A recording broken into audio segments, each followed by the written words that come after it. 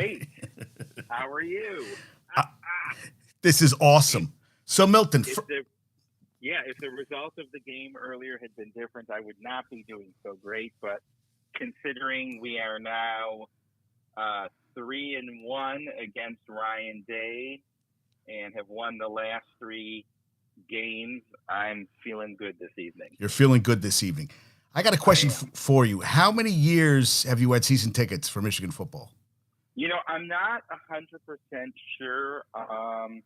My dad has had tickets for, I don't know, probably 60, 70 years. And so for a while, I used his tickets. I'm giving you more minutia than you need. But I have been going to the games consistently since I was a freshman in the fall of 1985. And my kids, who are now both students at the University of Michigan, I'm sure have attended, dozens, if not hundreds of games in person. So we don't miss games unless it's a really, unless we really have to. So, in fact, we moved both of our kids' mitzvah dates because they aligned with a Michigan home game, and so that couldn't happen. So you switched family, the bar mitzvahs because that's dedication. Far enough in advance. I mean, it wasn't the last minute change, but we had the bar mitzvah date, and then the Michigan schedule came out. We're like, nope, got to change that bar mitzvah date. And then we had the bat mitzvah date for my daughter. The Michigan schedule comes out. Nope, got to change the bat mitzvah date. And in fact, Lisa and I got married on November 4th, 1995, which was notable for a few things. Rabin was assassinated on that date. Was he really? And also, Yitzhak Rabin, and also Michigan State beat Michigan on that date. Was it home or away? I believe it was away. I'm going to look it up. I made sure to be in front of my computer because I knew you'd have a lot of questions for me, and I can't remember things very well. But what are you talking about? You talked about your wedding and Rabin. Yitzhak Rabin was assassinated, and you lost against Michigan State that day. But I don't have great knowledge here. It was in East Lansing, so it was an away game. And as a matter of fact, Michigan State was led that year by first-year head coach Nick Saban. 95. So I saw a stat. I saw a stat today on Nick Saban. 17 years at Bama, 15 years, 11-plus wins, and 13 straight 11-plus wins. I was like, good God. From where he started and where he is, unbelievable. But it's insane. He was what? Yeah, no, it's crazy. Go ahead. No. I wanted to hear you. You're the guy today. Yeah, no, I was going to say it looked like he was at Michigan State for 5 years, and he was 34, 24, and 1. So that's roughly, I don't know, a 65 or 70% winning percentage. Right, it's pretty good at Michigan State. Which is right, exactly. Because I'm watching UNC right now. They're going for their first 2 straight 9-win seasons since 96, 97. And Drake May is thrown for 3 yards in the first half. So I would say, and they're losing 20-0. So I would say it's over. The fat lady is singing early today. But that's not what we have you on. I want to talk about Michigan. I want to talk about, I was asking so the whole thing is how I know Milton's wife, Lisa, and my girlfriend, Michigan, went to Michigan together, and I met your girlfriend, Nikki. I'm not allowed to say her name. I'm not allowed to say her name on all right. I call her Michigan on the show because you call her Michigan. Okay. No, right. Milton. It's Milton. You said it, not me, so I feel better. So okay. All right. Well, I didn't know the rules. Now I know. There are no rules with you. There's no rules. But so explain how. So they were roommates. Yes, they were. They met freshman year, which for them was 87. 87. Right. And then they were roommates the remainder of their time in Ann Arbor. And so I spent a lot of time with your girlfriend because she and Lisa were and are very close. Right. And so that's how you and I met. And just to further establish my Michigan-ness, Both of my parents are Michigan grads, although my mother has passed away. But my father graduated in 1949. Wow. My mother graduated in 1952, 49 and wow. My son is a graduate and he's doing a 1-year master's, and my daughter is a sophomore at Michigan. So the maize and blue runs deep. So we're not what many call Walmart Wolverines. But you have a good story. Your daughter's sorority, somebody is dating a guy on the hockey team who got knocked into the boards and got hurt a little bit. What was his name? Yeah, Rucker McGroarty. Now, was he drafted? Was he drafted? Yeah, he was a first round draft pick, and hockey has changed a lot. Right. It used to be that none of the top players played in college, and now most of them do. So yeah, he was drafted, and he's a sophomore, and the expectation was that this would be his last year, and he'd go off to the NHL. Rucker McGroarty. Who did he get drafted by, Milton? Do you know? Do you know? The Jets. The Jets. Okay, very cool.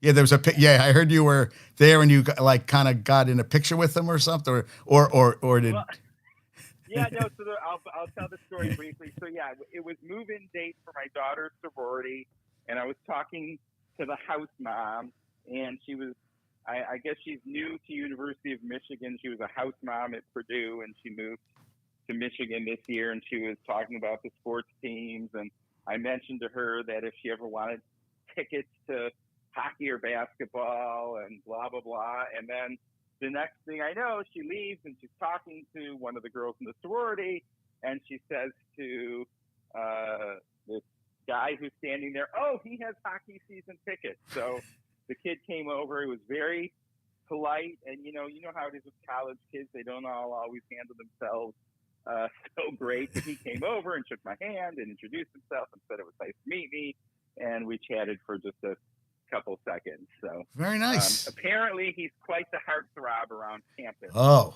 Rucker McGroarty. All right. That's what my daughter tells me. Yeah, and if anything, if he comes near your daughter, I have a bat and a car, and I'll be there in 20 minutes. That's all I got to say, and that's all I'm saying on that front. I appreciate that. So now we get to the good stuff. Yeah, the game. The game. But let me ask you a question: is this their third straight year undefeated? Hutchinson's last year. Did they go undefeated? Nope. No, they did not. In fact, I have all that information up here in front of me as well. So the 2021 Michigan lost at Michigan State. Oh. I'm looking right now. It's 37-33, and Kenneth Walker III had 5 touchdowns. So he single-handedly won that game for Michigan State. There was a controversial call. There was a strip sack, and they ruled. I think they ruled that the quarterback was down before the strip sack. Oh, Cade McNamara. Was it Michigan State's quarterback, or was it Cade McNamara? Michigan State's quarterback. Yeah. Who was the quarterback? Yeah. I remember it was a guy. It was Peyton Thorne. Yes. Okay. Well, so that year they lost in the college football playoff to Georgia, if I'm correct, right? Correct. Yeah, it was not even. We were there. They overturned a late second half strip sack. So okay. At any rate, yeah, we were at the playoff game. It was in Miami at the Orange Bowl, and Michigan did not look like they should be on the same field as Georgia. I mean, Georgia looked like an NFL team, right? Especially their defense. We just couldn't get anything going. But what was interesting was they brought in J.J. McCarthy to play most of the second half, and you could see that the running element that he brought and his kind of gunslinger mentality that he brought was what was needed to compete with a team like Georgia. So that was when you could first see that maybe JJ was going to be the guy. Interesting. And so what happened was last year, 2022, Jim Harbaugh used the first 2 or 3 games as an in-season quarterback competition. And JJ won the competition, and Cade McNamara transferred to Iowa. But but I remember he got hurt in that game, right? He was in, weren't they blowing him out? And he got hurt on got sacked, and then they weren't going to get him the surgery. And then he got the surgery, and then he was done. Yep. And then he transferred to Iowa where he got hurt again. He got hurt again. And yeah. Okay. So, wow. He kind of burned some bridges on the way out the door. He said some things. Eric All, the tight end, also went to Iowa and also got hurt. And also said some things on the way out. So it's kind of a bummer because they were both part of the 2021 season when things turned around. But you look at the results over the past 2 years, and it's hard to argue with what J.J. McCarthy has done. So they finished 12-1 last year. They're 11 and they're 12-0. So, geez. And the year before they finished 12-2. They were 13-1 last year after losing to TCU, and the previous year they ended 12-2 when they lost to Georgia and lost to Michigan State. So cumulatively over the last 3 years, they've lost 3 games. 37-3. Right? Yeah. That sounds right to me. Oh my God! Wow. Yeah. Now, But I felt last year's team was pretty goddamn good. Do you think this year's team is better than last year? So, the other caveat I would give in our conversation, I'm not like a huge sports fan. I'm really just a Michigan fan. That's all I want to talk about is Michigan. Yeah, so I can't start comparing Michigan to other teams. I'm just comparing them. I'm comparing them last year's team to this year's team. So my perception, my personal feeling is that this team is better almost everywhere this year, other than for whatever reason the running game just hasn't really gotten going. No. And I think last year's team may have been a little stronger at the cornerback position. And you also really can't, and we haven't been tested in this way, but it's hard to argue with Jake Moody being better than this year's kicker. But we haven't had any last-minute kicks this year, so the kicker hasn't really been needed this year, other than today. But you had you had the guy go last year. I'm blanking on name. The kid who went to Cincinnati, and there's a couple guys. Who? Oh, are you talking about the punter? No. I'm talking about your D-backs. The kid who went who started for the Bengals this year. DJ Turner. And there was another guy. Who was the? Yeah, DJ Turner. There was Jamon Green. Yes. Okay. So you lost a couple guys, but and I always say his name wrong. How do you say it? Stan. How do you say his name? The captain, the guy with 2 interceptions against Sainristil. Yeah.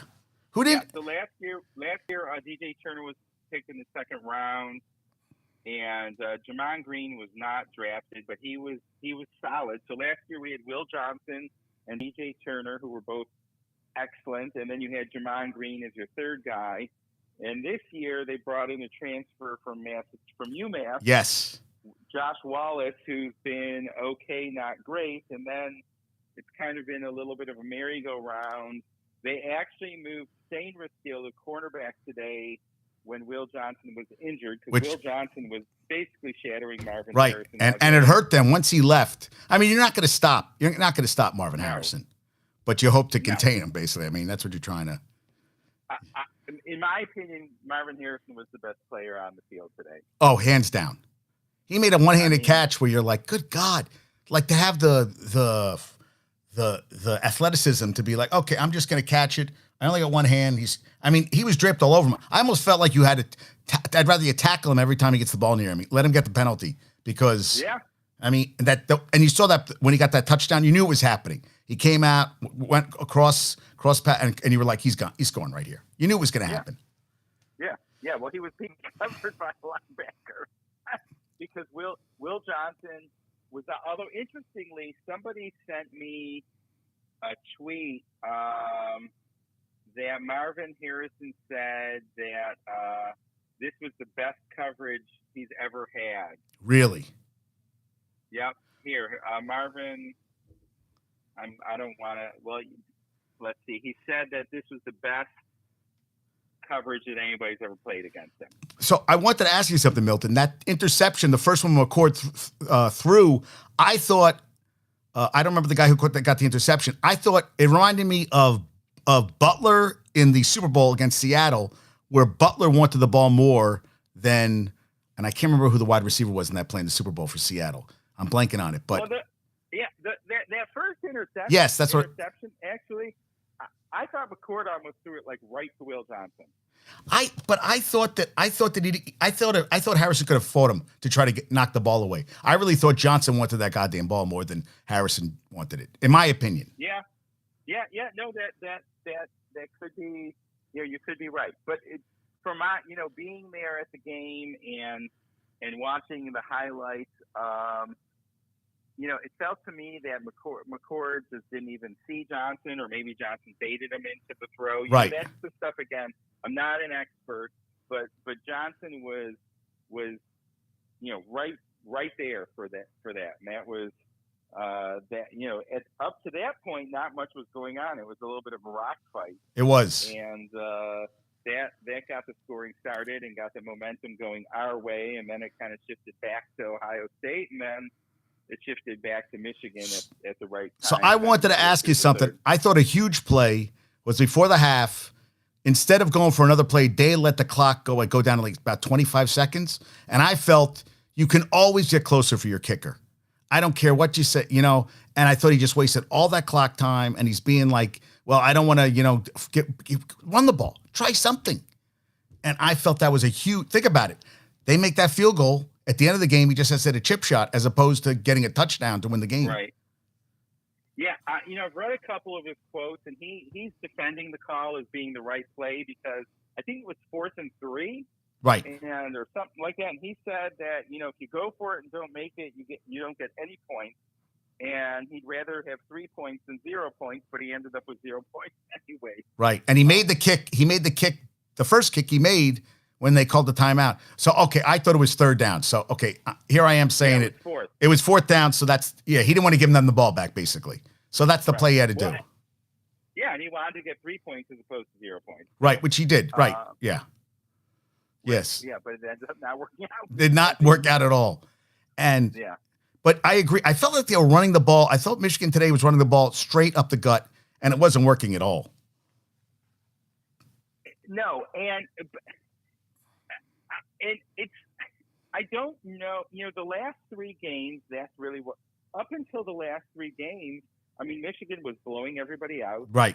You were, it was still probably 60% running, but it was 40% passing. And JJ was putting up some, he's not going to put up like Michael Penix numbers or the guy at LSU or Bo Nix. Yeah, he's not going to put up Jaden those Daniels, kinds of numbers. Yeah. But he was completing 75 or 80% of his passes, and it was looking great. And they've kind of turtled, if you will, the last 3 games. I mean, they ran 30-plus times in a row in the second half against Penn State, and it's easy to criticize it, and yes, I've complained, but we've also won 3 straight games without our head coach. Without your head coach. And people don't realize this about Jerome Moore. 5 years ago, he was the tight end coach at Central Michigan University at a MAC school. He was the tight end coach. And then he was the tight end coach at Michigan, and then he was the co-offensive line coach, and then the offensive line coach, and then the offensive line coach and the co-offensive coordinator, and then this year the offensive coordinator and the offensive line coach, and now the head coach. And oh, by the way, we had to fire our linebacker coach. Right, who they said might have been obstructing, might have been destroying information. They said that's what I think I read. So. What I've read is that the main thing is he was apparently telling the players what to say to the investigators. Oh. So apparently he was not involved in the Connor Stalions situation, but apparently he and Connor Stalions are friends or have a long-time relationship of some sort, and he was apparently trying to tell the players what to say, which obviously is a no-no. Oh, and Michigan just gave me something that Michigan has won 30 straight regular season games. 30 straight. Yeah, probably since the Michigan State game. And you heard that the Big Ten is investigating Michigan because they have 2 head coaches that are better than Ryan Day. So that. Yeah, well, I love that. And I don't think we should waste a lot of time on the sign stealing because it's been so. No, I agree. No, I agree. Rehashed. Yeah. But Ryan Day, we loved John Cooper because John Cooper was, won 80 or 90% of his games, but he always found a way to lose to Michigan. And do you know what his record is against Michigan? I have it right here for you. 13 Cooper, games. I don't know. 13 games, 2-10-1 against Michigan. John Cooper. Right. And in his other games, he was probably won 80% of his games. But he was terrible.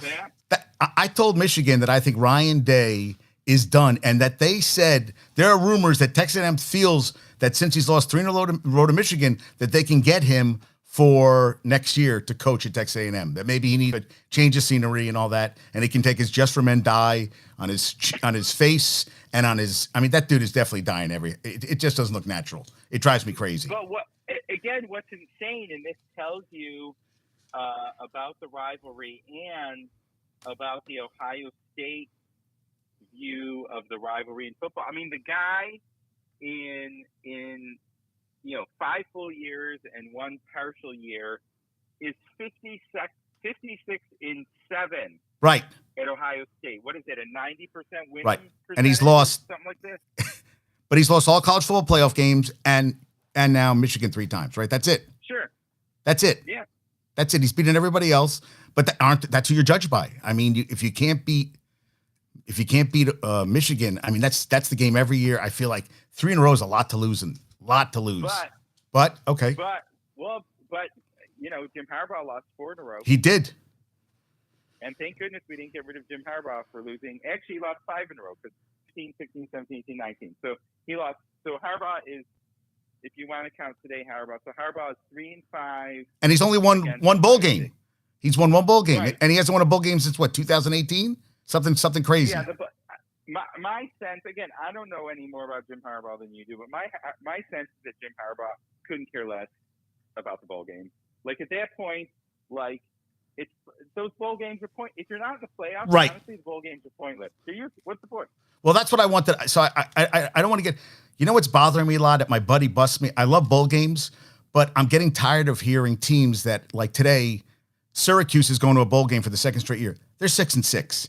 So you're 6-6. That's not a successful season. 6-6 means I'm getting in by the skin of my ass, and that's not a bowl game. That's not right. You're going to the right the diaper bowl, the wipe your ass bowl, chicken of the sea. Yes, fish bowl. Yes, yeah. The tuna fish bowl. You're going to the the cinnamon life bowl. You know what I mean? Yeah. Exactly. So I hear what you're saying. Now, I told you that I read that now Michigan has passed Georgia as the favorites to win, and I still think until Georgia, you're putting it ahead of a 2-time defending national champion. I'm like, guys, I don't see how. And I know some people say, well, it shouldn't matter about past results until proven differently. I think Georgia has to be the number 1 ranked team and has to be the favorite to win the championship. Totally agree. I mean, they're stacked with 5-star players. I mean, Michigan is not – Michigan – again, I don't have it right in front of me, but Michigan's average recruiting ranking over the Harbaugh tenure is like 10th or 11th or 9th. Yeah, never top 5. Never top 5. Yeah, maybe 1. Right. 1. But yeah, generally speaking, Michigan's going to be between 10th and 15th. And Georgia has been, Georgia, Alabama, and Ohio State have been the top 3 every year for the past, 5-6 years. I mean, that's all that matters. I feel like this year you'll compete. I feel like this is the most parity of any year in a long time. That's one thing I will say. More parity. I don't think there's a true super team this year, but I still agree with you that Georgia is the defending 2-time champ. You got to give them their credit, and I think you're just going to piss them off if you start talking like, we're the best team out there right now, because why give them bulletin board material? And Kirby Smart's a hell of a coach. Now, I know they have to beat Bama, but I think they're going to beat Bama. I don't think that's going to be a problem. Yeah, well, and if that happens, Georgia will be the number 1 seed. Michigan will be number 2. Right. I personally think, again, I don't know, I'm not the most knowledgeable, but I think Oregon will beat Washington. You And do? You really think? You think they're gonna? Oregon's gonna? You think I Oregon's? think so. I Really? think, yeah, I watched that first game, It was and tight. Washington, a lot of stuff had to go Washington's way for them to win. And I think Oregon is And Oregon had a lot rolling. of a lot of fourth downs that didn't go their way. They went for a lot of fourth down conversions, Yeah. which Yeah, usually and I remember the coach took the blame for that in the he did. post-game conference. I gave him Yeah, credit. kind of like But damn. they're rolling now. I mean, they're rolling. Bo Nix looks really good. I didn't think Washington looked good today. I thought Washington looked okay at best. I kind of agree with you that that's going to be an interesting game. Yeah. So if you slot them in as one of the playoff teams, and then does Texas sneak in at number 4? Right. Right. Yeah, because Florida State's losing right now by a point to Florida, which is not a good team. But also they lost their quarterback, so they were actually losing by a lot. I think they were down 12-0, then they're down 15-14. So, but yeah, and that so I guess it's going to be. And Ohio State is definitely. I don't think that they're going to drop. I don't think they should drop significantly. I mean, you lose by 6 on the road as the number 2 team. I don't think you should drop, but I think they're going to. Yeah, they're going to drop them. That's what happens. Yeah, I don't think they're going to be able to back in this year like they did last year when USC lost. Yeah, I don't think so either. Yeah, I just don't see. This isn't the same.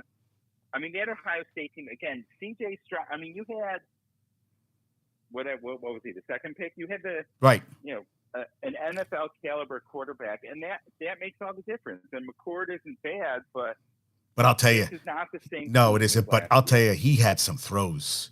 McCord, I was like, thank God he started to, but there was a couple throws there I was like, oh shit. I mean, he has a nice little arm, but he never played in that kind of game before. I mean, and two turnovers. I mean, and people are arguing with me that there wasn't a interception.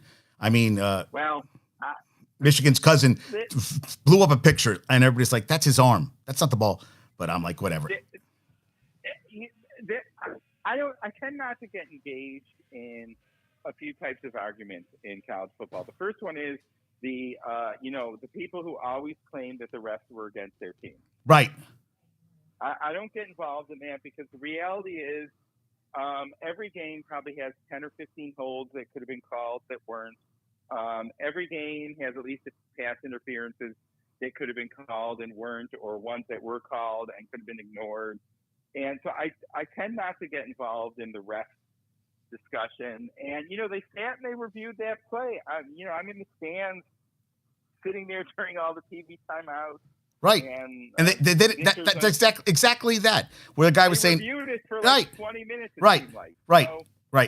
End of story. But that's what they said. Oh, they stole the win. I'm like, guys, you had your chances. You missed a field goal before halftime. You could, and at the end, couldn't stop them. I mean, you got the ball back. Now, did you think they should have went for 4th and 4 and not give the ball back? So even if they did, it's still a 3-point game that could run off more clock, or were you happy with them kicking a field goal to go up 6, 30-24? Well, and it's interesting, you brought up about Ohio State having chances. It would be interesting to see what would have happened if the game were tied. I don't think we would have called, 20 runs in a row the way we did. I think that we got the ball back with 6-7 minutes to go. And then he took it down to you took it back down to a minute. I mean, and that was a great drive. But that's another thing, Milton. I thought that it was flowing. And then I thought the last couple of plays, you kind of got away from what was working. It was like you're moving. I think they all. What? Yeah, it's hard to interrupt. Yeah, I think they, they were starting to get the run game going. And I think, the mindset, again, Harbaugh has done this a lot throughout his tenure, and it is frustrating.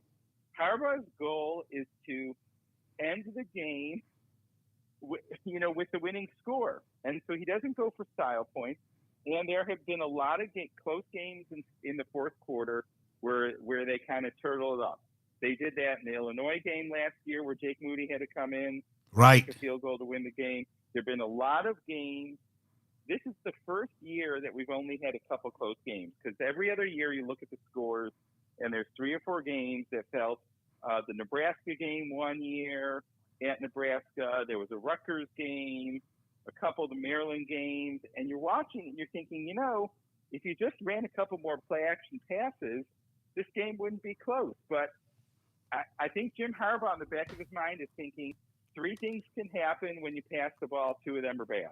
Well, but that fourth down play, I was not expecting that pass on 4th and 1. I thought they were diving to the middle. That little pass he threw, which was a hard pass on that 4th and 1, was a beautiful play. What was that? Was that in the first? Beautiful, yeah. The one to Colston Loveland. Oh, that was an awesome play, man. But I hear that's what I feel like. I feel like you guys get, and I felt Edwards was any second. He got one to the outside where they got him by the ankle. I thought he would have been gone.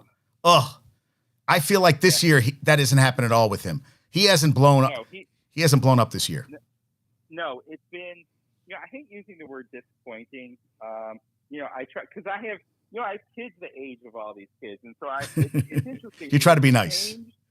It has changed the way it has changed the way I look at college sports. How so? Because I've got a 19-year-old, okay, and a 22-year-old, okay, and all of these kids are that age, right? Yeah, there's very few 18-year-olds on any of these college teams, and so they're all 19, 20, 21, 22, 23, and I look at it differently. And I'm sure Donovan Edwards wishes he had a better year, and I don't know if it's because the offensive line definitely has looked weaker. And yeah, it seems like he's been close, but he just can't seem to break, the ankle tackles. And, again, I'm not smart enough to know what the issue is. Is it Edwards? Is it offensive line? Is it play calling?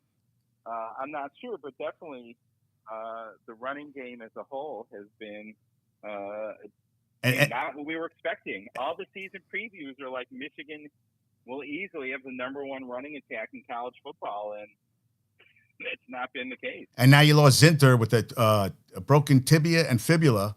But I did see that that Dave did go up to the family and said, hey, he did make a comment. They said, you know what, we've been bashing him, but he did the classy thing. But losing Zinter, and then on the next play, he goes in for a touchdown. Blake Corum goes in for that was beautiful.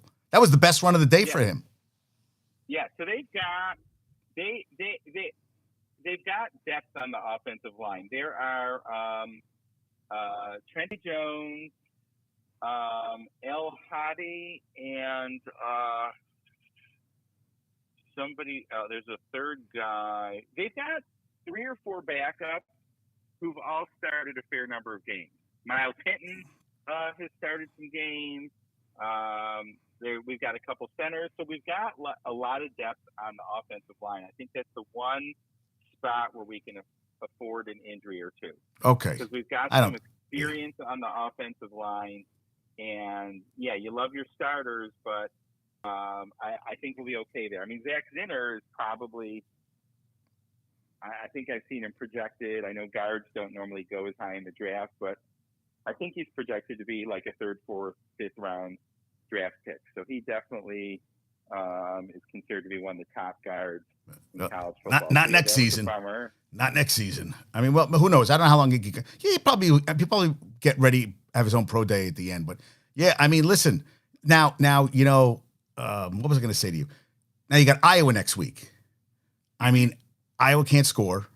I mean, no offense, but they won the 10 games this year. They're 10-2? Aren't they 10-2? It's honestly, it's insane. It is insane if you look. So I'm looking right now, and Iowa in 9 Big Ten games has scored 131 points. So what is that? 15 points a game? 9 into 130. So, 1. Like 15, yeah. 17. 14, so 14, almost 15. Can you imagine that? So they're averaging 15 points a game, and they're 7-2. Milton, they had 57 yards of total offense in the second half against Nebraska. 57 yards. You saw what they did against Minnesota. The game they lost to Minnesota that I was like, oh my God, they did nothing.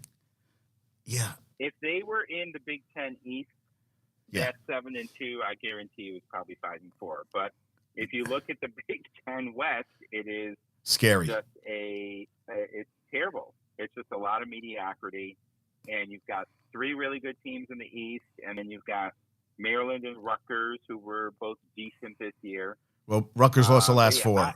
Yeah. I mean, decent. I said decent. Decent. But Iowa scores against Michigan. Well, that's the thing. I think you have to come out and just run it down their throats, and they can't get, I mean, it could be 28-3 in the second quarter. That's what it could be. And I think that's it. Yeah, I mean. Yeah. No, I'd like to see some passing because I think they're going to need to. They're going to have to be more creative with the play calling in the playoffs this year. So yes, I would actually like to see them maybe rep some passing and do some different things. But again, there was a video that was put out. They asked all of the Big Ten head coaches, like what they thought was the most important stat. So some coaches said, the turnover margin, and then other coaches said time of possession. And Jim Harbaugh said, my favorite stat is winning the game. Right. Every other coach answered like I said, the rushing yards or time of possession. He doesn't care if you win 6-3. He doesn't care if you win 3-2. Jim Harbaugh's answer, was winning the game. So you don't see but that being said, I'm looking right now. Michigan scored 355 points in the Big Ten this year. Number 2 was Penn State at 282, and number 3 was Ohio State, 279. So we outscored everybody. Number 2 team by 70 points, which is 8 points a game. That's a lot of points. So despite the fact that Michigan gets kind of criticized as being too conservative or too much running, I mean, by 8 or 9 points a game, they're the top scoring team in the Big Ten this year. Which is great. Now, who would you like to? I don't want to look too far ahead because that's what I like about this year's team. In fact, I'm going to interrupt you again, and they've scored more points in the conference than any team in the SEC other than LSU. So they scored more than anybody.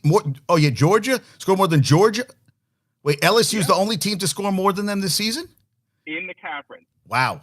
Yep. They scored more than Georgia and Bama. Really? I'll look again, yeah. No, I trust you. Alabama, 400. Yeah, Alabama, well, in all of their games, because they only play 8 conference games, and Big Ten plays 9. Right. So it's a little unfair, but in 12 regular season games, Alabama has scored 429 points. Okay. 429, and Michigan has scored 451. Wow. Yeah. Wow. So the team, because they almost, and don't forget, other than the last 3 games of the season, the first team offense didn't play in the fourth quarter ever. And it wasn't just the second team offense playing in the fourth quarter. It was really more like the third and fourth team offense and on defense, because Michigan rolls out like a full 2 deep pretty much throughout the whole game. So the defense in the fourth quarter in most games was actually the third and fourth string. Wow. And you know what's interesting too? You played at UNLV this year. UNLV got 9 wins in the season. So I take that as a good team, a team that played, and they've had a very good. They lost today to San Jose State, I saw, but they're up for the Mountain West championship game. I mean, 9 and 9. I think they're 9-3. I mean, that's not nothing to shake. 9-3. Yeah, 9-3. I'm looking at them right now. They lost to Michigan. They lost to Fresno State. And they lost to San Jose State today. Yeah, I mean, they had a really good season. Solid team. Yeah. Now, if you had to play, if you could pick a team you could play in that first round of the playoff after, especially, I think this is what I think helped your team this year. That bitter taste of the TCU game last year is like Blake Corum goes, we have work to do. So I feel like don't make me relive that game. Michigan hated that game. That was terrible. That was atrocious. Everything that could, I mean, that play that was a touchdown. They didn't call it a touchdown. I mean, they had all the chances. 2 pick sixes. Ugh. 2 pick sixes. Yeah, it was just an ugly. Everything to go wrong went possibly wrong. Who would you want to play in the playoffs this year? I mean, you're not going to play Georgia probably. So I guess you're going to get between, I guess, Oregon and maybe Texas. That'd be interesting. Yeah, I'm looking. Yes, I'm looking right now, and I got to tell you, the team I don't want to play Georgia, so I'm hoping Georgia wins out and Michigan wins out, and so Georgia and Michigan will be 1 and 2. Right. I think that's pretty obvious. If they both win out, they'll be 1-2. I agree. The team, I gotta tell you, the team that scares me the most is Alabama. Yeah, but Alabama's not getting. Alabama has to. Yeah, exactly. I think Alabama has nothing to lose. And have you seen Jalen? Was it Jalen Milroe? Really, he is a big dude. Did you see the end of that game today? And I did not, but he has really come along. Like, he started the season, and I know it was a huge question mark, and he's really playing great. So yeah, I would be fine.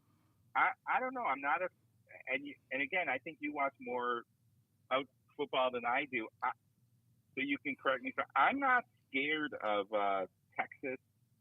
I'm not scared of, I guess, Oregon, because Bo Nix is really like. Yeah, but this is the thing. I feel they like don't have any right out there defense. Right. I don't. That's another thing. And I feel like Bo Nix can get on fire, but I also think Bo Nix, you can get into. Now the problem I thought today, Milton, you didn't get any pressure on the quarterback. You didn't get a lot of pressure on the quarterback today. He had a lot of time to throw.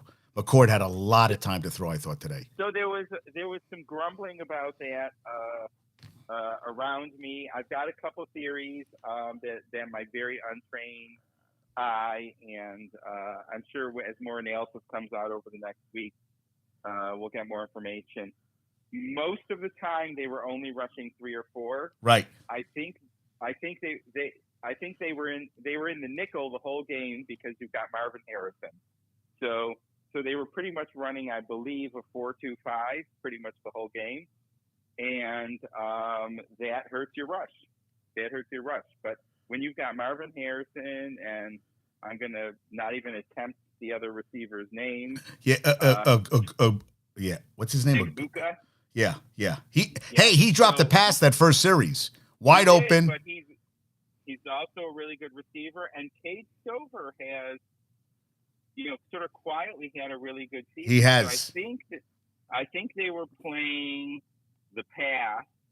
Harrison has 62 catches, Stover 38, Egbuka 32, and Fleming 23. So that's 4 pretty solid receivers. So I think that's why you saw them able to get the running game untracked a little bit.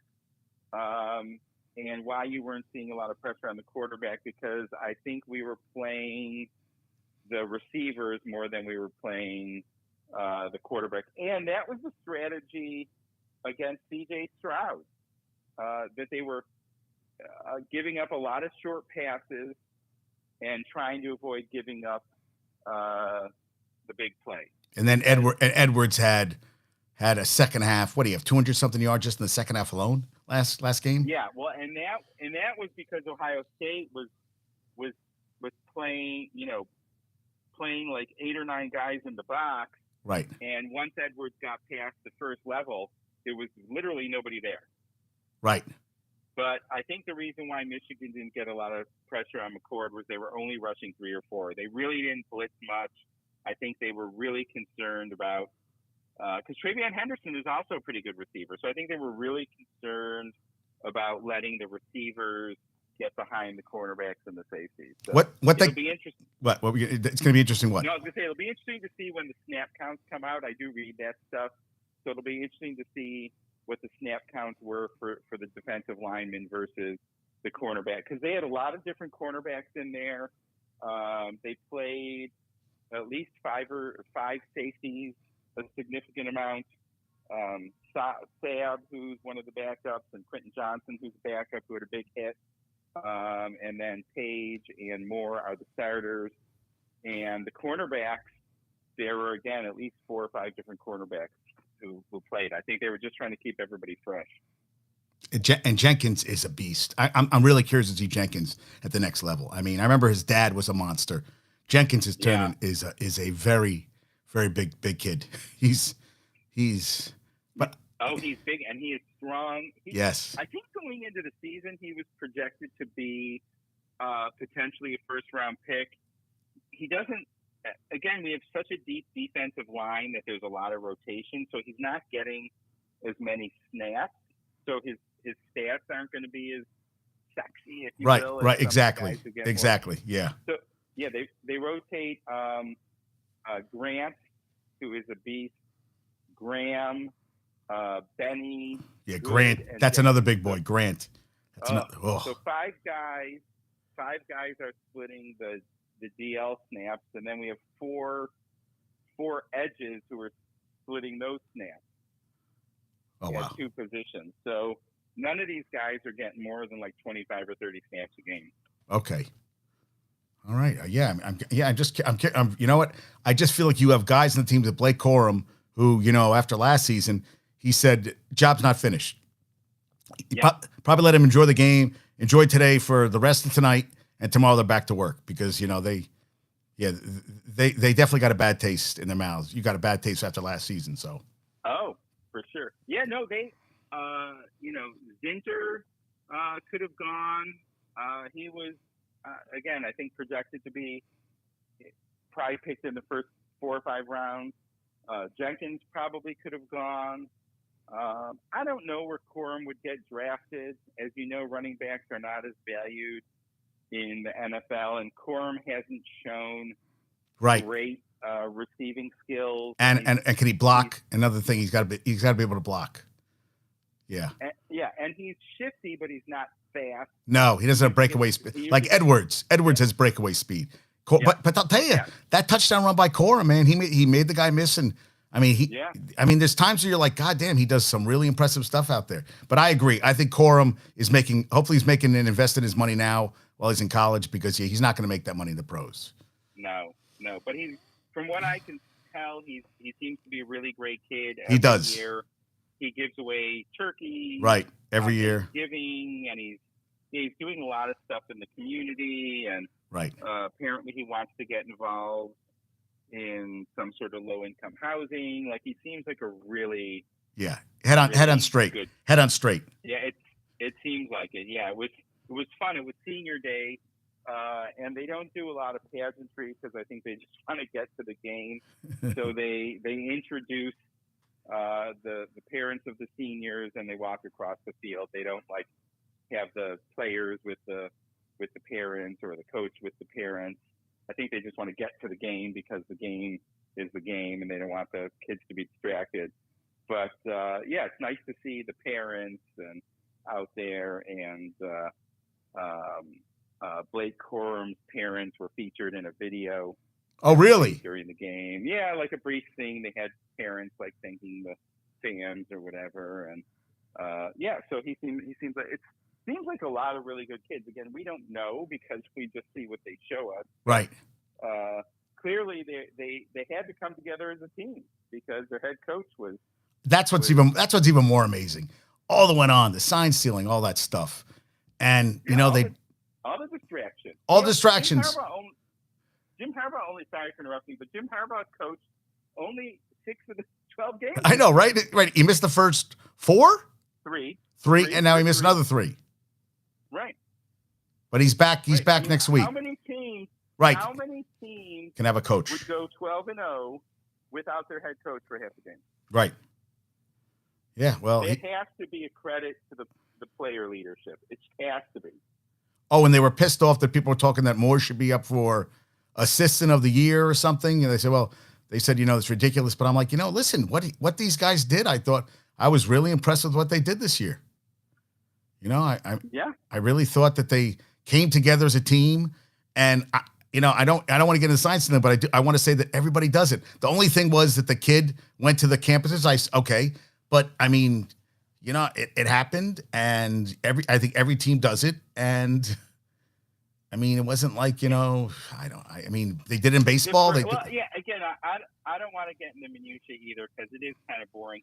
Right. But I think the best way to describe it is that it's a difference without a distinction. So yes, were there other? It appears as though Michigan was the only team that had some low-level staffer paying people to go to other games and record the signs with their iPhone. Right. But the reality is every major college team has guys watching videotape. Like I read an article, guy was putting like 12 to 15 hours a week just watching video of the other teams to try to steal signs. That's what I've been saying. Yeah. That's what I've been saying to people. What do you think these 25-year-old guys who are being paid $52,000 a year are doing? Right. And there's like 20 of them on every college football team because these guys are desperate to work in major college football. So right. they'll do anything. Exactly. So what they're doing is they're sitting and watching film. And one of the reasons why they're watching the film is to see if they can figure out the other team's signs, which is the same thing that this Connor Stalions was doing, other than the fact that he had, his goofy buddies with their. Again, they're talking about this vast network of sign stealers. It's a bunch of fucking 25-year-old goofballs right. with iPhones. In fact, one of the guys was quoted as saying he left the game at halftime because it was cold and boring. This was not a military operation. Right, that it was like you stay the whole game and you do what I ask you to do. None of these kids were like, Yeah, I totally agree. Yeah. He paid me $100 and gave me a free ticket to a game. The only thing I would say, Milton, is I find it hard to believe that Harbaugh didn't know what was going on. Maybe he wasn't a conspirator in it, but I feel like every coach has to know what's going on. He has to have a pulse, or he has to have a guy, his lieutenant, that knows what's going on. So someone had to know what Stalions was doing, and that's the only thing. I feel like, dude, if you know this guy's acting rogue, somebody should have kicked him in the ass and been like, enough. Stop what you're doing. But he sounded like this kid thought he was going to get ahead and had this grand delusions of grandeur almost. Again, I only know what I've read. Me too. That's all I've read too. I'm just saying what I think. Well, no, I have some inside connections. I've got some acquaintances who are in the kind of, you'd call them major boosters. Okay. So they have access because if you give a lot of money to a football team, right. You can go down on the exactly. field. Yeah. Meet the coaches. Hanging out with the coaches' families and with the players' families. Right. And you're doing things. But, I don't have a definitive sense whether or not Harbaugh knew what was going on. I don't know. I will say that if it comes out that he did know and he didn't do anything about it, he should be fired. Like, I don't mind saying that. I'm not one of these slappies. Right. I hear what you're saying. Who's going to say, well, what about, or this or that. If Harbaugh knew, Chris Partridge should have been fired. Right, exactly. Which is what they did, which was great. They weren't, and people what they did. Right. You got to nip it right there. But you know what? Yeah, worse things have happened at Penn State, at a lot of schools. A lot of things happen. Patino at Louisville. A lot of things have happened over the years. So, yeah. If the worst thing this kid did, he went to a campus and he tried to steal some signs. I think what he did was a little, it's a slap on the wrist. I really do. I don't feel like they should. Honestly, you don't think everybody's been trying to steal signs from Michigan since day one? Well, right. Well, that's why they have these staffs of right. These 25-year-olds making $52,000 a year, right, who are desperate to make an impression, so they can be promoted to an analyst job, and maybe one day they'll be the assistant to the assistant, or they'll become Lane Kiffin and become one of the scumbags of college football. Right. That's a chance too, right? Yes, exactly. Right. So, we could go on. Right, we could go on and on, but yeah, that's what I'm saying. I feel like I don't feel like it was anything that anybody else wasn't doing. And if the one thing was they were going to the okay, that was the one thing. But they're all doing it. Everybody's doing it. Like I agree. So it's like enough. So that's what I was just.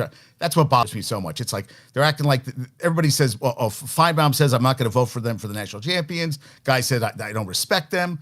I'm like, shut up. On the first interception, a guy wrote Ben DeBose. He's a sports writer. I think he played at Missouri. He goes, it looks like they had inside information on that intercept. They knew the ball was coming. Really? Yeah, that's what he said. I was like, shut up. Right. Well, right. And again, I don't want to get too far down the road on this, but let's not forget that it's been an open secret that the SEC and Ohio State and other teams were paying players before NIL. Oh, without a doubt.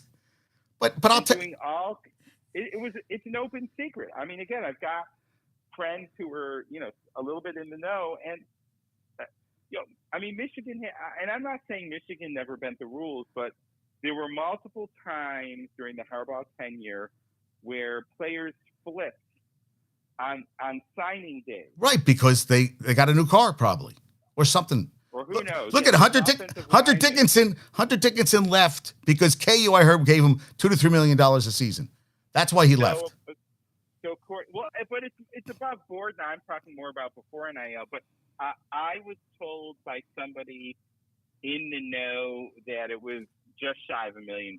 That a lot of those dollar figures that have been thrown around were exaggerated. Okay, well, I'll tell you a story. My father had a friend, a guy he knew who was a big multi-millionaire for a long time living in LA. He had a buddy, booster at USC, when Marcus Allen was there. And Marcus Allen every Friday went over the guy's house and picked up an envelope and left. That's all he did. And when I was at UNC, I was at UNC from 96, 99. That's way before NIL. Vince Carter was driving a Range Rover. Vince Carter was from Daytona Beach, Florida, one of the poorest areas in the country, was driving. Him and Ronald Curry were driving Range Rovers, fully loaded. And you're telling me they all had nice cars. They were all living off campus. Yeah. It's been going on forever. So, come on. But everybody looked the other way. Right. And so... No, I hear. I wasn't trying to get you off. No, it's important. Listen, because it affects.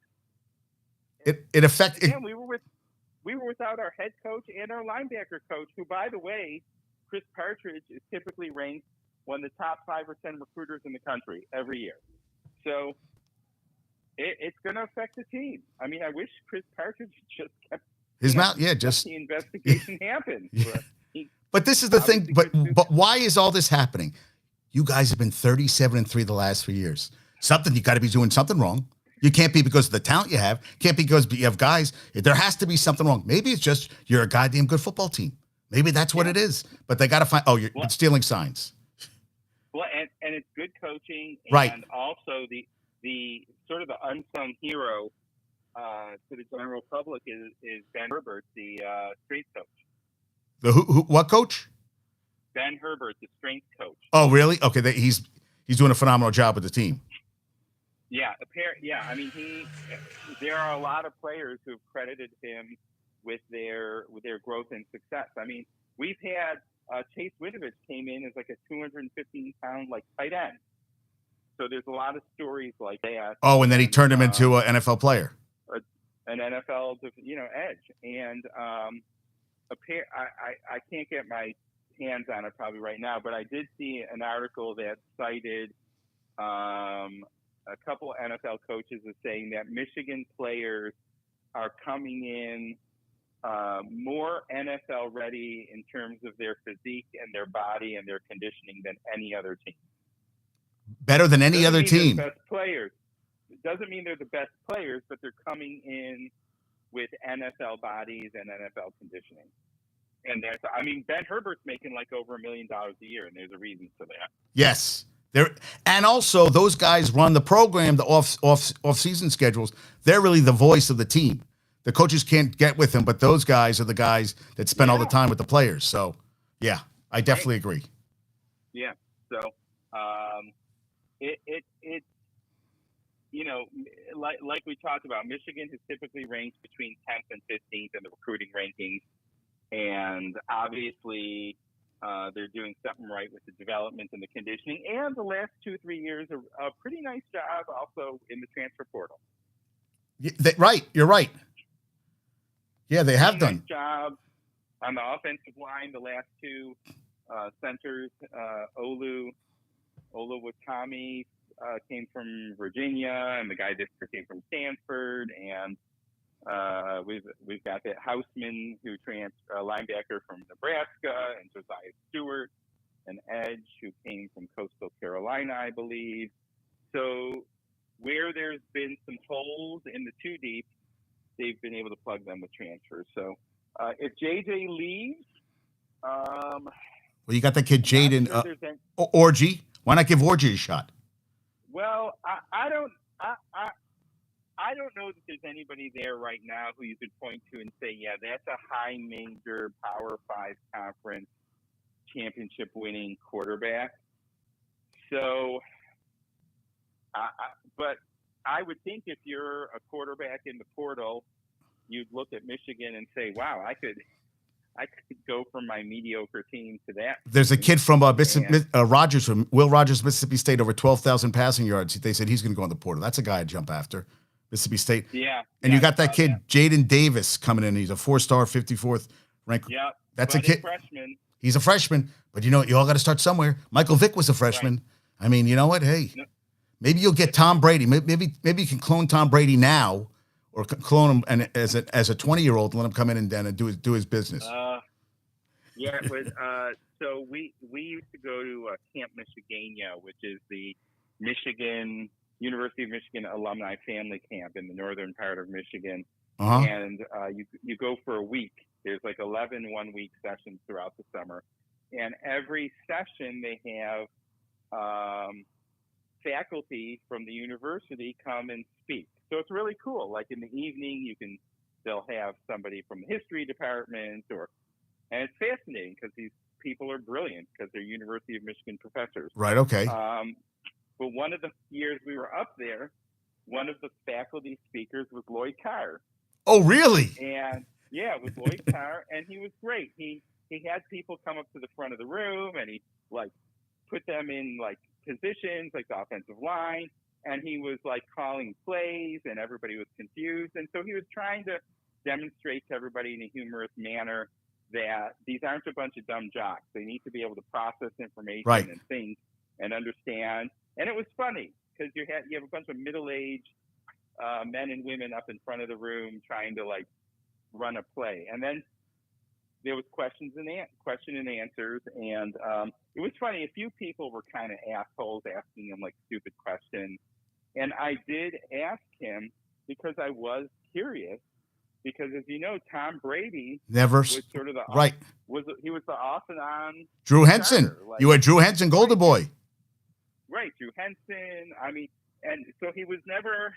So I asked him, did you foresee that Tom Brady would become Tom Brady? And he kind of avoided the question, which I know he would, because that's a sore subject with him. He feels that he's been. Yeah, I knew, and.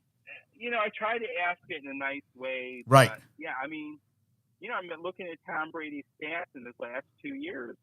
He completed 60% of his passes, and in the last 2 years threw 30 touchdowns and 16 interceptions. That's not a profile of the greatest quarterback ever. Yeah, totally agree. Totally agree. I guess, yeah. I mean, the one thing about Lloyd Carr, and this is not, even from day one, this has not been a feature of the Harbaugh regime. Every year, Lloyd Carr lost at least one game he should have won.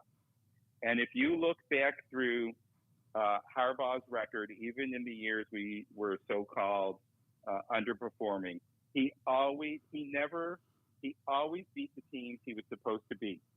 The problem in the early years of the Harbaugh tenure was that he split with Michigan State, he split with Wisconsin, and he split with Penn State and lost to Ohio State. And what's happened in the last 3 years is that he's fixed all that. So, we're not splitting with Michigan State anymore. We're not splitting with Wisconsin, and we're not splitting with Penn State. And so he lost. He was losing half of the 50-50 games, and he was losing all the games where Michigan was not favored. Right. And that's what really turned the tide for me was in 2021, the road game against Wisconsin. We went in there and we crushed Wisconsin. And that was the first big road win for Harbaugh. Oh, really? I'm looking right now, 2021. But he never really had stability at quarterback up until right. I mean, I remember you had quarterbacks, but you didn't have great quarterbacks. Yeah, what's his name? The one Denard Robinson was more of a runner. I mean, that was before Harbaugh. That was okay. Wait, so who Who was your? Well, for example, I'll give you an example of what you're talking about. So 2017, the third year of Harbaugh, we had 3 starting quarterbacks throughout the year. You can't win games Right. with 3 different No, starting look at the New York quarterbacks. Jets. And it was because of injuries. It wasn't because like, oh, one guy played better and then right. So we had, when you have injuries like that, you're down to third string. I don't know what you expect. Yeah, exactly. Right. Yeah. So we had, John O'Corn, who was horrible. And I think that was a freshman year, Brandon Peters. Ooh. And a partially injured Wilton Spates. Who actually and Spates transferred, if I remember correctly. Yes, he did. He transferred to a couple times, I think. UCLA. Yeah, a lot. Yeah, to UCLA. Yeah. So yeah, you don't have stability at quarterback. I mean, it takes a long time. How many teams have quarterbacks? Look at Bo Nix is playing. He's been around forever. He was at Auburn. Right. And he was nothing at Auburn. Yeah. He was okay, but he's really turned his game around. But he's also 24 years old. You got to get in the right system, and he's exactly 24 years old playing against a bunch of 19-year-olds. Right. I think people forget Joe Milton at Tennessee, another former Michigan quarterback, is in his 6th year. Right, and I don't know if he's going to be a good. I don't know if he's going to be good. Probably not, but he's in his 6th year, so he's got a cannon for an arm. Right, I remember him. Him in Michigan. Yeah, I'll take a 24-year-old all day, every day against a bunch of 19, 20-year-olds. I totally agree. Yeah, you got a point. So I'm looking real quickly at the 2017 Michigan quarterbacks completed 53% of their passes, which is terrible. Threw 9 touchdowns and 10 interceptions. So that sounds like a Zach Wilson season. Actually, it's better than Zach Wilson. So that's a good season. Somehow that year, we were 8-4. Isn't that crazy? Yeah, a season like that, you're 8-4. And for a school like Rutgers, you'd have a statue outside the school. Right. Yeah, we lost. So I remember this. We lost to Michigan State 14-10. That was in a typhoon, and I sat there the whole game because we lost 14-10. So I stayed till the end. John O'Corn was the quarterback. Oh my God! And it was literally a typhoon. Okay. And then we lost at Penn State, who was ranked 2nd, at Wisconsin, who was ranked 5th, and at Ohio State, who was ranked 9th. What did you lose to Ohio State that year by? 31-20, which is not bad. No, which isn't. Yeah, not a blowout. Yeah, listen. Yeah, listen. And O'Corn had. I love this stuff. O'Corn had 1 touchdown, 1 interception. Oh, that was Haskins and JT Barrett split. Man, Ohio State threw 15 passes in that game and ran 48 times. Jeez. Wait. They only threw 15 passes? Yeah, in 2017, they had J.K. Dobbins who ran 15 times, J.T. Barrett and Mike Weber. J.T. Barrett, I think, was had the most wins in school history at quarterback and never did anything in the pros. I don't even think he made the practice squad. I think he didn't even play a regular season game in the NFL. I remember he was in the Saints practice squad. Yeah. What? Justin Fields is the first Ohio State quarterback in a long time to even play be decent in the pros. Right. Yeah, because Haskins was not good. Thought he was going to be a superstar. J.T. Barrett was not J.T. Barrett wasn't good. And C.J. Stroud is my fantasy guy, which Michigan isn't happy about, but he is lighting it up. He is. And that team is going to be good. Texans have a great coach, good quarterback. Sky's the limit. Yeah. Sky's the limit. Yeah. All right. Yeah. No, he looked great as a college quarterback. And clearly it appears as though he has what it takes. It'll be interesting to see what happens. Everybody thought maybe Bryce Young was going to be. I think Frank Reich's a terrible coach. I think Frank Reich is a great offensive coordinator. I think as a head coach, he's just not that good. I think they should have. Wilkes should have got the head coaching job. They gave it to Reich, and I think Reich is showing me that. That whole team is a mess. So I don't think I blame Bryce Young. I think I blame the coaching staff. The coaching. I think they're throwing. I mean, listen, he was phenomenal at Bama. He almost was like he had better teams in college than he has in the pros. Because I don't blame it all on him. He's small. He is small. Wondering if he's too. Well, I agree with you. I think you look at Penn State with Manny Diaz as their defensive coordinator. Right. Some people are just not meant to be exactly the CEO or the head coach. No. some people are better. What do they call that? You get Peter principled. You get promoted beyond your. Do you remember Norv Turner? You remember Norv Turner? Yeah. Norv Turner was a phenomenal offensive coordinator, head coach with San Diego. Had great teams, was not a great head coach. They're guys that are just meant to specialize. You can't. It's different running the whole show, and that's what I think. And that's okay because you can make $1.5 million or $2 million. Exactly. Offensive or defensive coordinator. Now I got a question for you. Do you think Harbaugh's gone at the end of the year? So what I've been told by some of my inside sources is that if he is, and I've been told this for 2 or 3 years now, if he is offered an NFL job, he's gone. So that tells me he's not been offered a job, because I've been told by a few people that if he's offered a job, he's gone. But he's 59 years old. Right. And as you know, because you follow this more closely than I do, they're not hiring. It's not like the old days. Right. All of the NFL coaches that get hired are 38 or 42 or 45 or whatever. But Milton, as you can see, Brandon Staley, Arthur Smith, there's a lot of these young guys that aren't ready for prime time. I mean, so I feel that I think he'd be great with Washington with Sam Howell. If he's a good quarterback, I think he's a phenomenal coach. I think he's been successful everywhere he's went. I think things with San Francisco got messed up. He has rebuilt the program. You guys are back where you should be every goddamn year. I don't know what he has to prove though. What does he have to prove in the pros? I think he could stay at Michigan and be a god. He could be a god. He's a god. That's exactly what I say. He could sign a 10-year. I'm assuming it would probably be upwards of $150 million contract. Right. And he could stay at Michigan as long as he wants. Right. And have hundreds of millions of dollars and be considered the greatest coach at Michigan ever. Ever. And he'd retire probably maybe a quarter of a tier below a Saban. But other than Saban, probably, right, considered one of the top 5 or 10. Oh, easy. So I feel like I don't know what he's to prove in the pros, and that's but I want to hear but. Here's the but. Recruiting is a grind. It is a grind. Recruiting is a grind. Plus, you're dealing with the parents. And the transfer portal has to be killing, because I feel like every year you have to re-recruit your kids. Right, and the NIL and the bullshit and right. the NCAA and the Big Ten coming down on you. So there's no doubt Jim Harbaugh's a weird dude. So it's hard.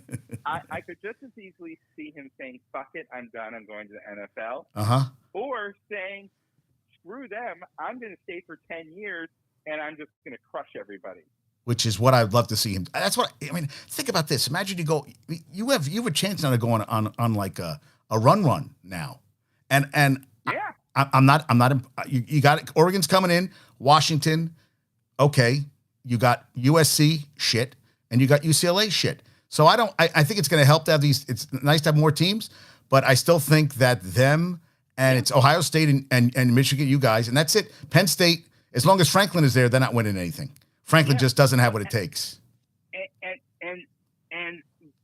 I think Washington and Oregon and they're going to get smacked in the face when they see how the Big Ten plays defense, right? And how the Big Ten works in the trenches. I mean, it's no coincidence that I think 4 of the top 10 defenses in college football reside in the Big Ten. Totally agree. Leinart said about USC, I didn't mean to cut you off. He said they better shore up that offensive line and defensive line or else they're screwed come next year. Yeah. I didn't mean to cut you off. What were you going to say? Right now, the top defenses through Friday are Penn State. This is based on, it's on NCAA.com. I don't know what the criteria are, but whatever. Penn State, Michigan State, Ohio State, are the top three. Iowa's number 7, Rutgers number 11, Nebraska's number 14. So you have 5 of the top 14 defenses. So, they're going to have to come and if you look at yards per play, the top 4 are all Big Ten yards per play. You mean against? You mean yards per play against? Yes. Yeah, I mean State, Ohio State, Iowa, Michigan. Yeah. And then Nebraska's number 9, and Rutgers number 11. So yeah, I mean, and then if we scroll down, I think I'd have to keep going. I don't know how far down I'd have to go to find USC. USC's terrible. Come on, USC has no defense, and you had the reigning Heisman Trophy winner at quarterback, but it doesn't matter. They don't play any defense. Yeah, I can't stand Lincoln. I can't stand Lincoln Riley. I want him to come and he if they have a bad year, he's gone next year. So it doesn't matter. He's gone next year. If they don't, I'm telling you, they don't have a good year next year. He's done. Do you think they'll hire Urban Meyer? That's always the rumor that Urban Michigan Meyer cannot. No, USC. I know. I heard. Yeah. She can't stand him. Listen, all he does is win. So I you know what? I think he has a bad taste in his mouth after what happened with Jacksonville. That he came in, he was an arrogant prick, and he realized that these guys make as much money as him, and they're like, "Fuck you! I'm not listening to you, asshole." And I could see him going to USC. Yeah, they'll throw a shitload of money at us, and you know what? He likes the young girls out there, so he'll be all right. He'll do all right out there. He'll be like, "This is the time of my life. Bikinis everywhere." So what do you think, real quickly, and then I probably got to run, but what do you think of the guy that Michigan State just hired from? Okay, so what 10-3 last year? OSU. Yeah, Oregon State. The Pac-2. So they're now screwed because it's only them Washington State. Right. You know what? I think he's done a good job there. I don't think he has the budget or the recruiting. Now he's coming. It's a totally different game now. I think he's a very good coach. It's all going to be about recruiting. He was an Oregon State grad. You know what? It's going to be a crapshoot. I mean, I think that's a bigger job. I mean, you're going from Oregon State, where what do you have, one paper? Now he's going to be, I mean, it's a big jump. It's a big jump for him. I mean, he's a good coach, very good coach. He hasn't had great quarterbacks. I mean, they won 10 last year. They won 8 this year. Mm-hmm. I mean, it's good for you guys because I think Michigan State is in a lot of trouble, man. Mel Tucker, Jesus Christ. My prediction is this guy will bring some stability, and he'll get them to an 8-4. Yeah, maybe. Right, exactly. 7-5, 8-4, and you'll kick their asses for the next couple of years, which is good for you. Maybe a 9-3 if the schedule breaks the right way. Exactly, and that does make a difference. I mean, let's be honest. If you've got what are we going to have? 18 teams in the Big Ten now, right? And there are years where you get a little bit more of a stacked schedule than others. I'm excited for next year because I like seeing exciting games. Texas. We're winning. My cousin lives in Galveston. He is coming for the Texas game. He wants me to come too. Hook him up with me. But yeah, I don't mind the blowouts, but after a while it gets boring. It does. Texas coming to town. Right. Oregon, Washington. Penn State. Right. Penn State is at home. No, we have USC next year, which is awesome. And we're at Washington. I'll tell you the truth. I would love to take the trip out there. I've been to Seattle. That's a beautiful campus. Yeah, I'm going to go. I can't say anything that far in advance, but yeah, we got Texas at home, USC at home, at Washington, home against Oregon, and at Ohio State. No, we don't have Penn State this year. So, but that's a great home schedule. That is a great home schedule. Texas, Oregon, oh my God, and Michigan State at home. And Florida State beat Florida, so they're undefeated. Okay, well, but they're still right. And when you say they're in trouble, and Louisville just lost to Kentucky today, which was a bad loss. So that actually hurts them. Do you think Florida State's in a little bit of trouble? Oh yeah, different quarterback, totally. But I'll tell you that D was, and also Florida's not a good team, so I can't really judge them. I'm kind of curious but you know what? That's the thing. There's not a lot of good teams out there, and now do you think they'll jump Ohio State in the playoff ranking? I think they have to. I think they have to because they're undefeated. I think you got to undefeated team always got to jump. Yeah, I think they're going to jump them. I can't wait. I can't wait for Tuesday. Can't wait, Milton. So Milton, I love that I bring Milton on. Milton goes, I don't know if I'll be able to do more than 20 minutes. Milton, you've been going for an hour and 20 minutes. Right. 80 minutes. I can go. So I really do. Again, I'm not like a general. You don't have to explain. Fan, you are this man. You bring good stories. I read about the recruiting. I read MGO blog, which is I think the biggest independent college sports blog in the country. MGO? What is it? MGO blog. Okay. MGO blog. They put out detailed play-by-play analysis of the offense and the defense, and I don't read the play-by-play, but I read the recap. So I'm not going to ever say, oh, I'm just a casual Michigan football fan. You are the fan. That's why I had you on. You're the man. Well, but I'm not I don't paint my face. No, you don't. I don't have a maize and blue car, truck, or van. I mean, you go to the Michigan games and you'll see maize and blue cars and maize and blue trucks. And but those are the ones that you find severed heads months later. That's where the bodies are kept. You know what those are. They have ice cream. Come have some ice cream, and you don't hear from those people ever again. So I'm glad you're not that guy.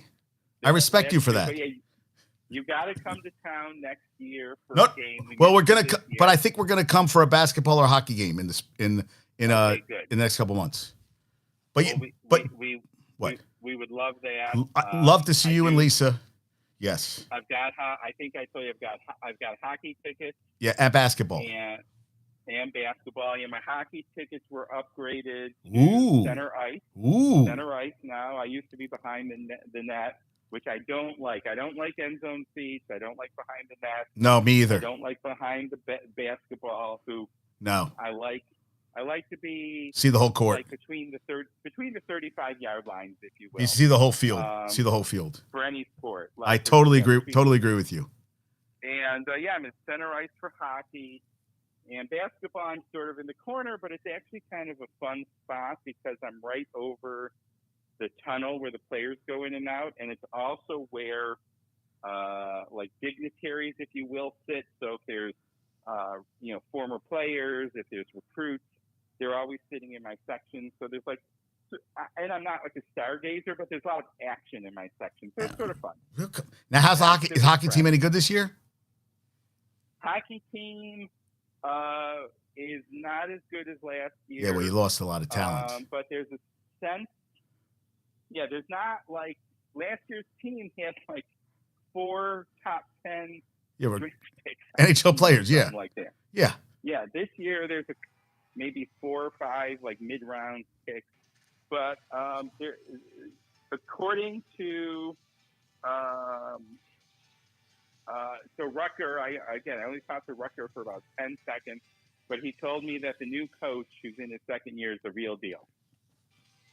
The new coach is the real. He's also a young guy. Oh yeah, the new coach, and the basketball team was picked to finish. Yeah, Michigan was dancing to some 11. music. Yeah, but they're playing all right. They're not. I mean, listen, they're playing all right. They're playing okay. They started out great. We got a little overexcited, and things have slowed down a little bit. So, but yeah, a lot of people.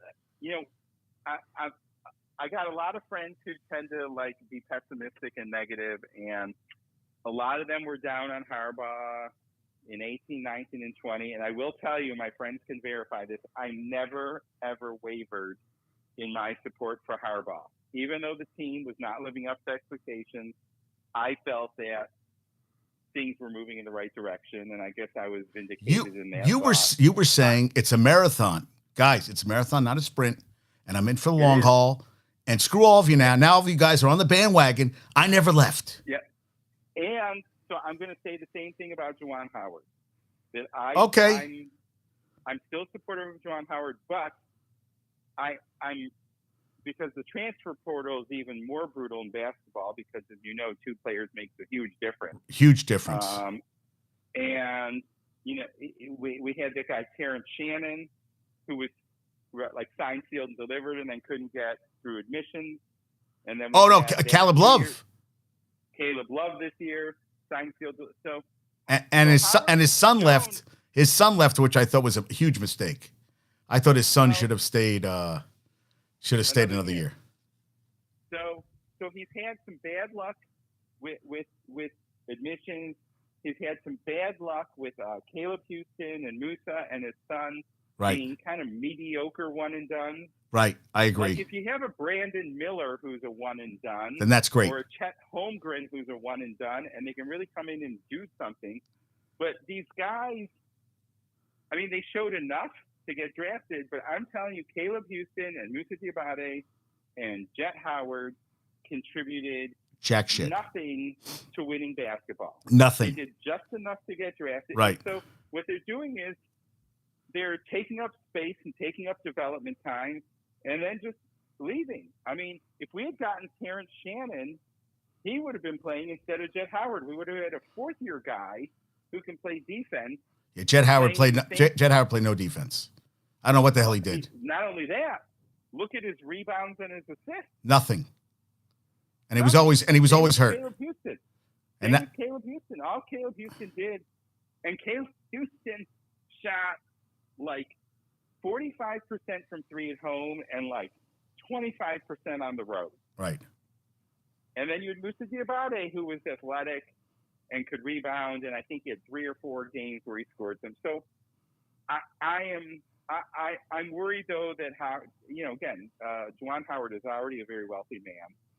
I'm assuming he could probably be in a position to get an NBA head coach. But why would he? Again, he's like Harbaugh. You could be a god in Ann Arbor. He's a legend. Why leave? But how aggravating is it to lose your best player because you couldn't scrounge up $1 million a year? You know what? I'm okay with Dickinson. You know what? I watched Dickinson this year. I'm like, geez, who cares? Did you hear what Samuel Jackson said about him? Samuel Jackson's hilarious. Samuel Jackson. Yeah, go ahead. So listen to this. He said, damn, this Dickinson motherfucker on KU flops like he's on a soccer pitch. Yeah, but he's also averaging like 20 points and 50 rebounds. He is. Listen, more power to him. He better make the money now. He's not going to do it in the pros. He is not an NBA player. But it's not just that. Again, if you're Juwan Howard and you got Terrence Shannon who can play defense, who's a veteran, right? Signed, sealed, and delivered, and Caleb Love, right? Fourth-year guy, right? Who can fill up, the basket. Yeah. And you can't. So it's a lot of obstacles, and at some point, I think you might say, you know what, fuck this. I'm gonna go back to the NBA, and even if I have to be I don't think they really want him right now, and I don't know if he wants that job. I think those guys last 2-3 years. I think he could be a god. Yeah. He's a god. I hope you're right. Like I said, I want him to stay. I think he's the right guy. I think that he knows what he's doing. He does, and he should be able to recruit the kids. Yeah. And now they just you guys got to ante up more money. You got to NIL. You got to compete. If you don't, then you're not going to have the guys. Yeah. You got to be like Kentucky and Kansas, where you got to have these kids needs Lamborghinis and Porsches. Well, but Michigan is football first. That's the problem. It is. Listen, and that's not a bad thing. That is not a bad thing. No. Not a bad thing. You can put 110,000 people in the football stadium. Which is crazy. 110,615 today. And only 14,000 in the basketball stadium. That is true. That is your moneymaker. Yeah, it is. All right, well, good to... Milton, anytime you want to come on, you are more than welcome. Well, here's what we should do is I don't think there's going to be much excitement with the Big Ten championship game. But once we know the playoff matchups, we should talk. Yes, we're going to talk. Excellent. Absolutely. We're going to talk. And if Michigan makes the championship game, the tentative plan is to be there. If a few... It's in Houston. It's in Houston. My cousin has tickets already. If Texas makes it, he's going. If they get there. I think... they haven't put out the tickets yet in the Michigan ticket office, but I think I'm going to actually potentially book a flight and a hotel. Very nice. And then figure out my high roller friend. Situation. My high roller. That's why I'm going to do this now because I'm not a high roller friend. So if I were a high roller, I would just buy the U of M official travel package, which is like 4 days Yeah. in the Right. team hotel Yeah. with all the meals and the this and the that, and the Milton Feldberg way will be probably fly in the day before and fly in. Nothing wrong with that. You're still going. Who cares? 4-day or 1 All I day, you're care still about- seeing the game. Yep. No, I'm not a guy who cares about all the pomp and circumstance. I'm there for the game. I just want to see the game. That's what I love about you. There's no bullshit with you. You're just like, this is me. Take it or leave it. I don't care. If we win the title, that would be my greatest sports moment of my life. I would think so. Well, you were, but 97 you guys won. I was at the 98 Rose Bowl. Really? So that was great. So that'd be awesome. That was awesome. I was at, but it wasn't the playoffs, so it was a little different. Right, but still, split it with okay. Nebraska that year. Right. And I was at the 2002 Red Wings Stanley Cup clinching game. Oh, that's nice. And what made that year so exciting, and I'll leave you to go look up the Red Wings roster. That was the Yzerman Hall of Fame. Well, that was Dominic Hasek. It was that team where all of the nearing retirement Hall of Famers all decided to come back with the Red Wings and win a Stanley Cup. So yes, Yzerman was on that team. But he was young. But it was no, he was in his early 30s. But it was. I want to look it up real quickly, and then I do have to go. So 2002. Milton, you can't get enough of me, Milton. I know how it is. I'm quite infectious. I'm quite infectious. Here's who was on. Yeah. So Pavel Datsyuk, Sergei Fedorov, Dominic Hasek, Brett Hull. Brett Hull, asshole. Brett Hull. Yeah. Larionov, Lidstrom, McCarty, Robitaille. Ooh, Luke. And Yzerman. Nice team. Dominic had never won a cup, so when they passed the cup around, right. They gave it to Hasek first.